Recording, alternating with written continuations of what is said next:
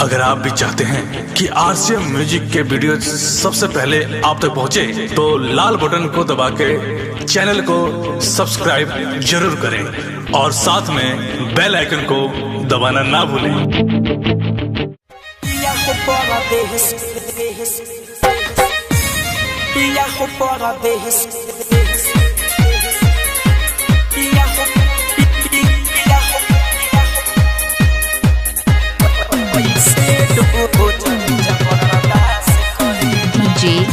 पिया हो परदेश में कैसे दो जरूर जबरदस्त करेला।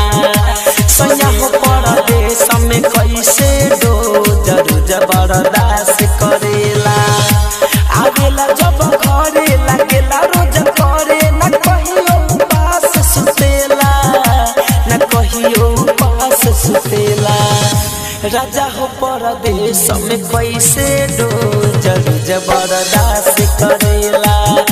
सैया हो परदेश में कैसे दो जबरदस्त करेला। शमशाद राजा तू करे न कहियो पास सुतेला, न कहियो पास सुतेला। पिया हो परदेश में कैसे दो जरूर जबरदस्त करेला। पिया हो परदेश में कैसे दो जबरदस्त करेला। दो दो दो जरूर जबरदस्त करेला। जबरदस्त करेला। शमशाद आलम चुनू छातापुर डीजे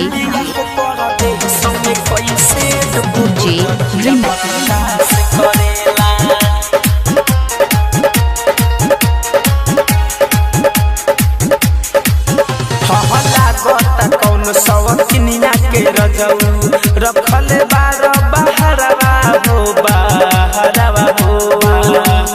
हाँ लोरा से भरल लहंगा साड़ी उठे भीतरी लहरवा हो लहरवा हो। हाँ तोरा पिले रोजी से जब पसंद खोजी नहीं को दिन फोन करेला, नहीं को दिन फोन करेला। राजा हो परदेश में कैसे जबरदस्त करेला। पिया हो परदेश में कैसे दो जबरदस्त करेला।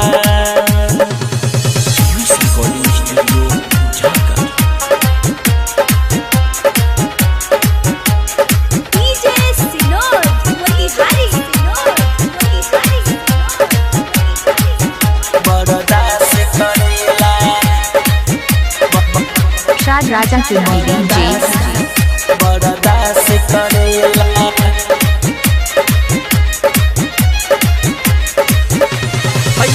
सखीर जमू कुंड मनी आई गईले घरवा हो घरवा हो घरवा। हाँ धड़कन धनंजय सोची सोची लागे बड़ी डरवा हो डरवा हो।